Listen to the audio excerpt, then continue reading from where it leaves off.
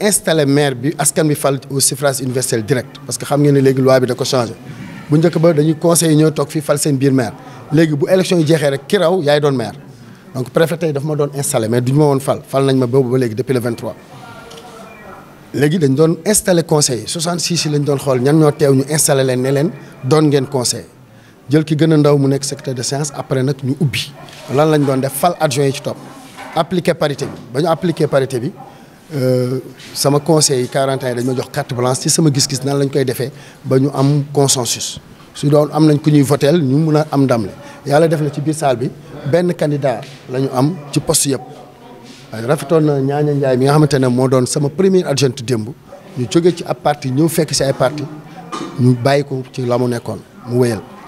après ñu jël Yuga Guèye mii nga xamante ne mu topp ci parce que parité bi gannaaw jigéen góor lay doon man góor laa jigéen a ci topp gannaaw jigéen boobu góor ci war a topp moo tax Yuga ñëw moom mi nga xamante ne mun naa wax moom a dalal biir APR balaa may dem ci instance yi sax APR toog naa palais président dénkaat ma ko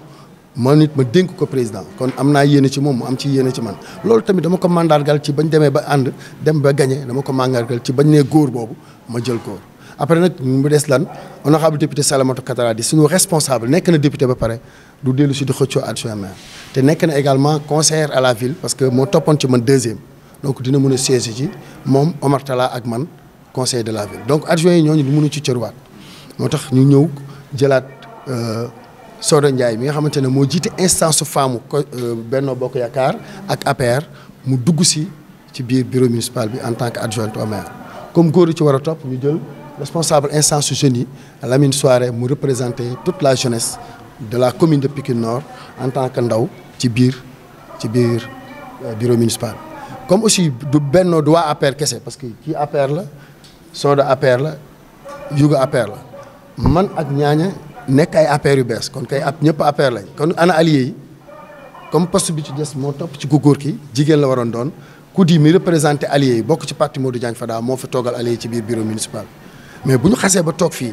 ñun ñii maire ak 5 adjoints nekk luñ fi benn parti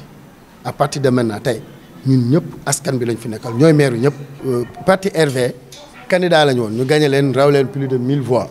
ñu ne gagné wuñ leen waaye Yewwi ñu gagné leen ñu am procès-verbaux yi félicité ñu seen représentant ci bureau de vote yi binduñu benn contestation seen représentant bi nekk commission départementale PV bi am nañ ko bu la neexee ñu partagé ko Facebook. binduñu benn observation réclamé wuñ dara porté wuñ benn grief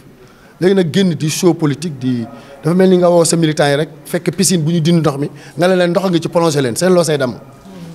dafa naa loolu la leen yéene donc mais loolu c'est pas notre problème am nañ droit boycotter ensemble 9 lañ mais tey laay doog xam baatu wolof boobu tubaab boobu xaw ma nu ñu ko waxee ci wolof le chien aboie la caravane passe maanaam xaj moom da ngay toog di mbow mais du tey ña war a dem ñoo ngi dem ba yegg yow nga toog fi ngay toog di mbow loolu tey laa ko comprendre vraiment c'est pas pour chailler mais gëm naa ne yuuxu yooyu du ñu tere avancer. bi ci njëkk benn la bi am mooy xëcc yëpp mooy centre commercial bi bu lii passé ba ñu def li ñu war a def tableau de bord bi ma wax mooy adjoint yi laay njëkk a convoqué taf ci biir semaine bi ñu waxtaan parce que conseillers yi bu ñu leen dee woo loi bi dafa ne du maire leen di mooy defar ordre du jour bi conseil adjoint yi ak maire ñooy daje ak secrétaire municipal mooy bureau bi ñoom ñooy defar ordre du jour bi suñ ko defaree may doog a convoqué conseil d'accord bu leen fàtte je suis expert en décentralisation bëgguma ñu fay dara gis ngeen ni ma présider réunion bi nii taf rapide ce qui suit s'annonce clairement et le mot pour le dire arrive aisément l'expérience et l'expertise est avérée donc on déroule le tableau de bord lii la mooy benn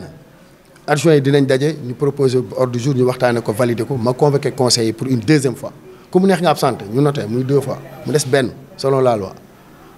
bu ñu convoqué waatee pour dem ci mettre en place des commissions dem ci élaboration réorientation budgétaire nga absenté dinañ la bind notifié la soo bañee jël convocation ñu jébal ko préfet constaté ko par huissier après dañ la woo nga expliquer devant le conseil soo bañee ma xam ne ci li nga nekk dëgër nga ci le conseil demandé avis su mu joxee avis ma dàq leen loolu la loi bi wax maintenant li ma war a jublu mooy suñu réorienté budget bi mooy sol ay casquette ay casque wàcc ci chantier bi tabax centre commercial di invité ñëpp am naa ne nag toujours yàqkat yi dañ naan du ko fi def ak nangam ku mënul téye caravane bi mënoo téye kuy defar chantier donc on va aller vers ça pour taxawal centre commercial bi li ñuy xaar ci moom mooy bu taxawee ba commencé dox xaalis lay génne xaalis boobu muy génne la ñu soxla pour paver toutes les rues de Pikine Nord jox maison de la femme yi jox jeunesse bi seen siège au niveau communal bokkul ak maison de la jeunesse départementale bi ñu tabax fii et de la citoyenneté tabax zawiya yooyu ñu waxtaanoon ci campagne bi xaalis boobu mooy tax ak partenaires yi ñu am ñu tabaxal ñu loolu su loolu passé li ma waxoon te ma tenir ci mooy ci campagne bi dama waxoon sama salaire maire dama koy jéggale pas gedd mais dama koy delloo askan bi à travers benn coopérative de solidarité communale jox ko 3e âge pour jàppale leen mooy njëkk nekk premier fonds bi ñu ciy def tey fii ñu ma installé tey laa ko gën a dëggal tey laa ko gën a réaffirmer pour wane ne xaaruñu ci ay salaire maire mais liggéeyal askan bi nekk Baye Fall askan bi du ma terminer te félicité ma le du Sénégal Papin qui a été au Cameroun di def ay vidéo di campagne jël 12e gaynde yi di ma campagnal ba tey ñu indil ñu coupe bi ñu feete ko fii ma may fi fan zone presque bu 4 millions et quelques marque président de la République mu accordel ma ko donc moom il a représenté la commune de Pikine Nord parmi les 12e gaynde te mooy le premier ah mais ça c'est extraordinaire beneen raaye ah lii dafa rëy président may ñu fan zone ma may ko jeunesse bi ñu defar ko takk couleur yi mais yàlla def ci biir équipe nationale ku dëkk Pikine Nord di Nampoli nu mu tudd Nampali Mendy wu Gomis Nampali Mendy Pikine Nord la dëkk doomu Pikine Nord la dëkk France la juddoo mais fii la yaayam doon sëy papaam ñu dem mu juddoo France dëkk Pikine Nord yónnee xaalis ak ay photom waa këram tëkk ay mayo ma dem seeti leen di bëggee ne doomu Pikine Nord moo ngi ci équipe nationale bi pour ñu jëli ji coupe bi ren avec Benno Bokk Yaakaar c'est la gagne Sénégal yi doon gagne dem mairie gagné dem demi-finale gagné moo topp ci 2e victoire dem finale président de la République ñu fal ko Union africaine ne ko Afrique yaay jiite toute l'Afrique ci wàllu politique ak diplomatie ak doxalinu Afrique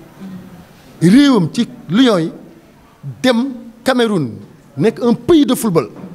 ñu fekkoo leen foofu gagner toutes les nations yu nekkoon foofu indil coupe bi président de la République c'est extraordinaire at bi li xew ku ci bokkul nag na nga tëddi